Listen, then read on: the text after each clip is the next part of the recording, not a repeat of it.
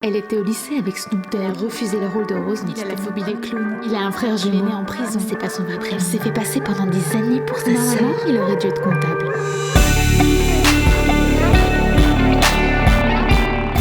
Nouvelle figure emblématique d'Hollywood. Emma Stone est la petite chouchoute que tous les réalisateurs s'arrachent. Voici sans plus attendre 10 anecdotes sur la star.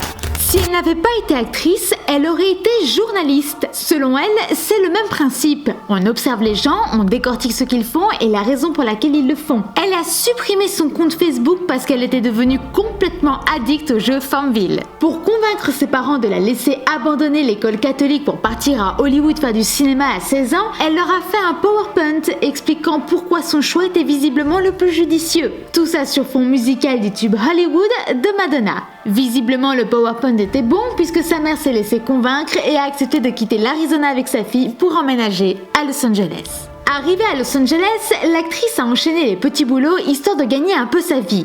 Elle a trouvé son premier job dans une boulangerie pour chiens où elle était chargée de faire des petits gâteaux pour eux. Elle a ensuite été licenciée après que quelques clients se soient plaints que ces gâteaux étaient horribles et que leurs animaux refusaient de les manger. L'actrice s'appelle en réalité Emily Stone. Mais à ses 16 ans, lorsqu'elle a emménagé à Hollywood et qu'elle a voulu s'inscrire dans le syndicat professionnel du cinéma, son nom était déjà pris. Elle a donc été obligée d'en trouver un autre et a choisi à ce moment-là Riley Stone. Le problème, c'est qu'elle ne se reconnaissait jamais lorsqu'on l'appelait comme ça. Au bout de 6 mois, elle décide enfin de changer à nouveau. On lui propose alors de s'appeler Emily J. Stone, en référence à son vrai prénom, Emily Jane Stone. Mais elle n'a pas un bon feeling là-dessus. Elle trouve ça un peu trop compliqué. C'est alors qu'elle opte pour Emma Stone, même si l'actrice regrette toujours un peu de ne pas pouvoir utiliser son véritable prénom. D'ailleurs, en parlant de prénoms, s'il y a bien un truc que l'actrice déteste, c'est qu'on épelle mal les prénoms. Et surtout aux États-Unis, où on aime particulièrement les écrire de façon bizarre, ce qui oblige à devoir les player à chaque fois, et ça vraiment, ça la saoule. Selon elle, son moment le plus difficile de sa carrière à Hollywood fut lorsqu'elle auditionna pour la série Heroes. Alors qu'elle venait tout juste de sortir de la salle d'audition, elle entendit dire à la fille qui passa juste après elle « Vous êtes définitivement un 11 sur 10, c'est vous qu'on choisit ».